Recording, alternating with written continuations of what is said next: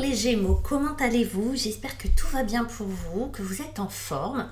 On va regarder vos énergies du mois de mars avec le symbolone. Hop là, ça saute. Et l'original tarot, que voilà. Elle me glisse des mains, ces cartes. Elle me glisse des mains. On va regarder. Pendant que je vais faire votre tirage, je vous rappelle que si vous souhaitez un tirage avec moi, en visio ou par téléphone, c'est possible. Vous avez mon mail qui est juste en bas. Vous pouvez aussi me joindre sur Astro Center ou Wengo. Mais en général, en perso, c'est pas mal. Et puis, je vous propose deux formules. Une formule à 30 minutes. Où on va pouvoir voir quand même une, deux, trois questions. Et puis une formule complète, vraiment d'une heure, où là, on peut vraiment tout voir. Quand on a besoin de faire un gros bilan, de voir plein de choses dans plein de domaines, c'est bien aussi.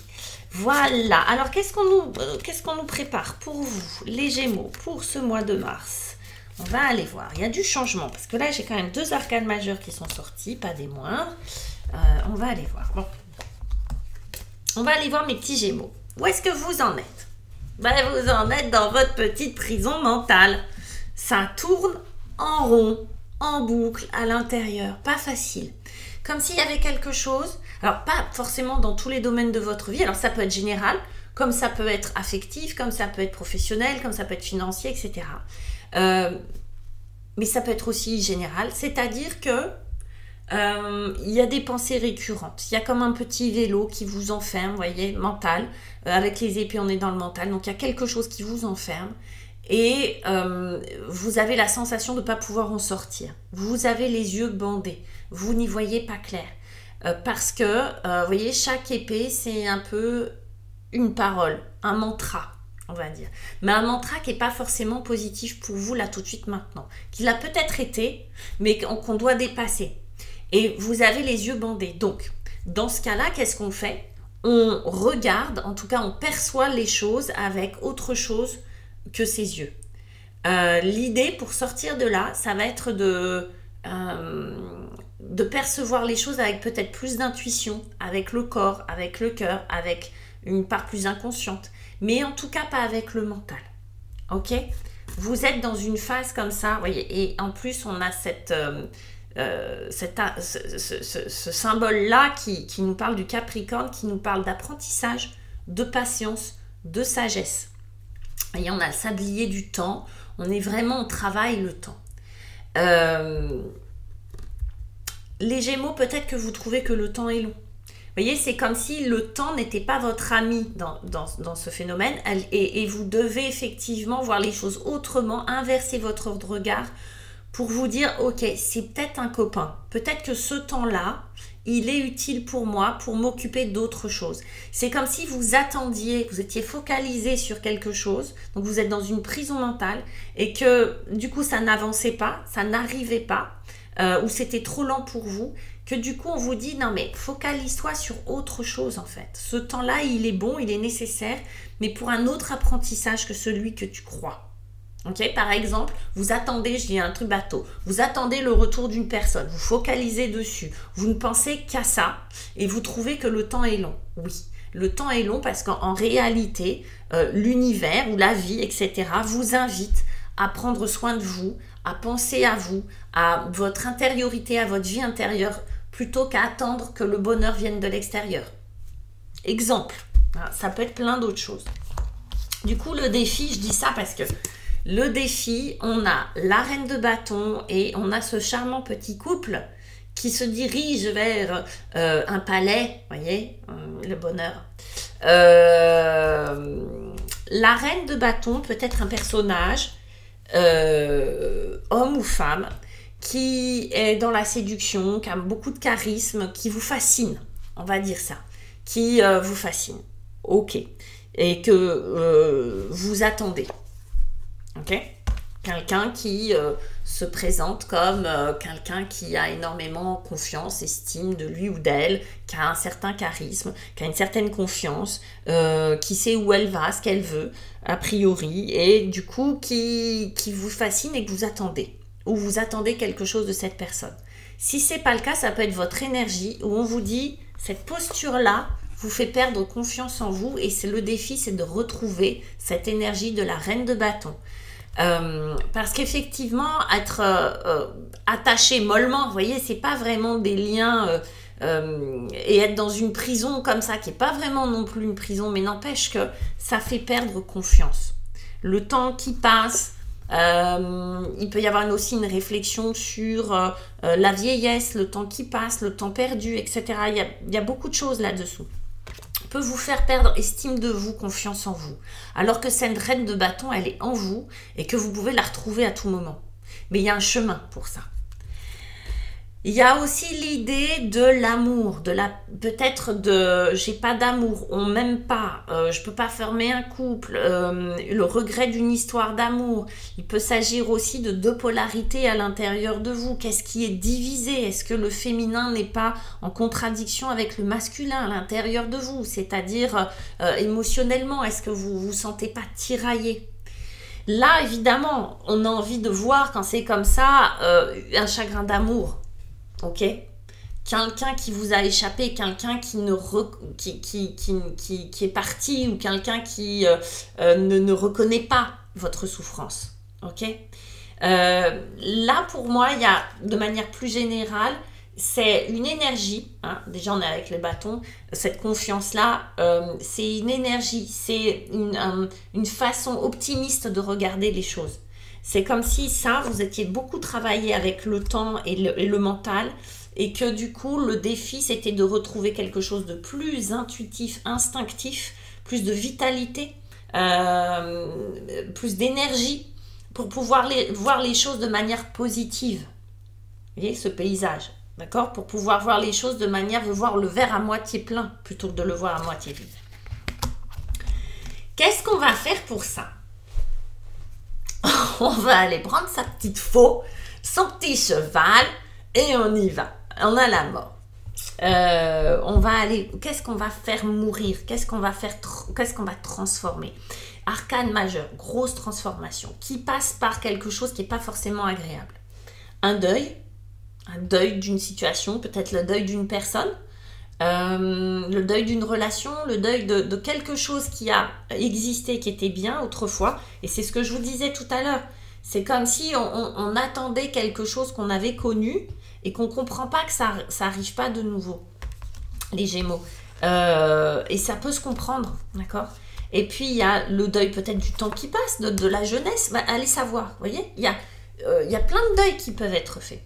Mais ces deuils-là, ils ne sont pas faits juste pour faire le deuil, ils sont dans l'esprit d'une transformation, que ça va transformer la situation, que ça va la retourner en quelque chose de positif. Et vous allez voir qu'on va vous le montrer juste après derrière.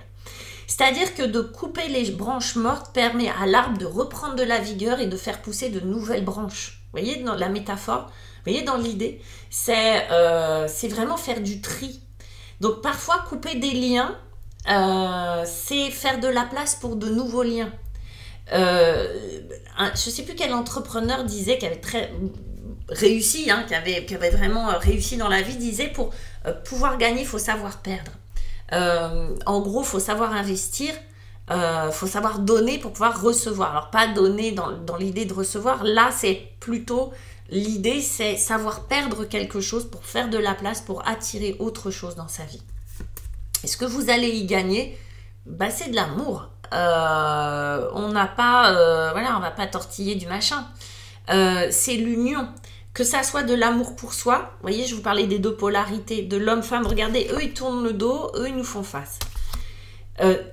Si bien qu'on voit bien qu'il y a quelque chose à laisser derrière et quelque chose à retrouver de nouveau. On a l'homme, la femme, les deux polarités. Derrière, on a une espèce de Dieu soleil incroyable. Mais l'idée, c'est ça. C'est de s'aimer de nouveau, de se retrouver déjà dans sa perfection à soi, hein, dans son unicité. Hein. On est individu, donc on est indivisible normalement. C'est se retrouver indivisible, uni.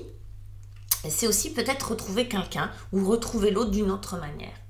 On va parler d'amour, d'union, de couple, de lien, d'association avec cette carte-là. Ça peut être professionnellement, ça peut être trouver une autre association, trouver un autre job, faire confiance à quelqu'un d'autre et quelqu'un d'autre vous fait confiance. Vous voyez, c'est retrouver la confiance dont vous parle la reine de bâton. Retrouver la confiance en soi, retrouver la confiance en l'autre. Parce que quand on perd confiance en soi, compliqué de faire confiance à l'autre. Ou alors on risque de faire confiance dans des personnes en qui on n'aurait pas dû faire confiance. Vous voyez, parce qu'on n'écoute pas sa petite voix. On écoute le mental qui vous baratine des trucs qui vous font peur, mais on n'écoute pas son intuition. Ok, sa véritable petite voix. Du coup, ça nous donne quoi? On parlait d'intuition. Une grande écoute. Quand on a retrouvé confiance, qu'on s'est de nouveau aligné, qu'on a retrouvé ses polarités, qu'on est de nouveau unis et copains avec soi-même ou avec l'autre évidemment. Donc c'est réaction en chaîne, hein. Ça veut dire que ça vient d'abord de l'intérieur de nous, tout ça. La solution vient rarement de l'extérieur dans ce genre de choses. On retrouve son intuition. La grande prêtresse, la papesse, va nous parler d'intuition, de savoir universel, de quelque chose que l'on sait, mais qu'on n'exploitait pas forcément autrefois. Elle se prépare, la papesse, elle est vraiment, son symbole, c'est l'accumulation. Elle accumule du savoir, elle accumule de la richesse. C'est vraiment, vous voyez, la papesse, c'est pas une carte d'action, c'est quelqu'un qui accumule des informations, qui accumule de l'apprentissage, qui accumule peut-être un savoir sur elle-même et sur les autres. Vous voyez, dans son livre, il y a toute l'histoire de l'humanité. Il y a le savoir universel. C'est quelqu'un qui absorbe et qui écrit dans son livre tout ce qu'elle a appris, tout ce qu'elle a vu, tout ce qu'elle a entendu. C'est une part inconsciente de nous, hein, la papesse.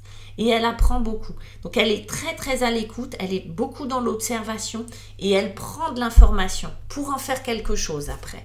Elle prend, et c'est beau parce qu'on a à la fois la papesse et ce qu'on pourrait appeler le symbole du pape. Donc on est dans une démarche extrêmement spirituelle, là les Gémeaux. Elle accumule du savoir pour pouvoir avoir la foi, ou elle a la foi et du coup elle peut accumuler du savoir. Quand je dis la foi, c'est encore une fois, on va parler de confiance en l'univers, confiance en l'avenir. Que l'idée, c'est pas forcément religieux, mais c'est d'être assez humble pour se dire qu'on ne peut pas tout contrôler, c'est pas vrai. On n'est pas responsable de tout, qu'on essaye de faire au mieux sur Terre, et que de l'autre côté, si on sème les bonnes graines, il y a toujours quelque chose à prendre. Voyez, même si c'est pas le fruit qu'on avait espéré en semant ces graines-là. Vous savez, les graines, c'est souvent, on voit pas à quoi ça ressemble plus tard. Vous voyez, si on vous donne plein de sortes de graines, vous êtes incapable de dire, ah ben ça, si vous n'êtes pas botaniste, ça c'est du pissenlit, ça c'est du persil, et ça. Vous voyez, c'est semer des graines et être heureux de la récolte que l'on va faire.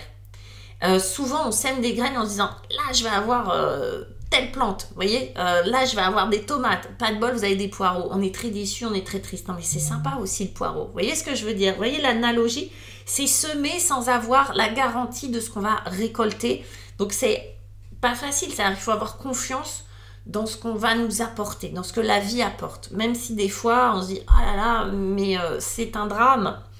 Non, c'est pas un drame, c'est une autre façon de voir les choses en général qui nous est offerte. Voilà les amis. Bon, les Gémeaux, plein de spiritualité, plein de philosophie, plein de recherche de sens dans ce jeu-là, sur ce mois de mars. C'est pas mal. On voit que ça passe par des petits trucs du cœur, mais c'est bien, c'est bien.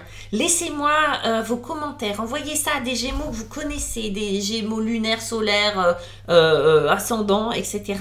Et puis, laissez-moi vos commentaires, vos pouces bleus, tout ça. Ça m'intéresse de savoir comment vous vivez les choses et comment ça a résonné en vous. Je vous embrasse, à très bientôt. Ciao.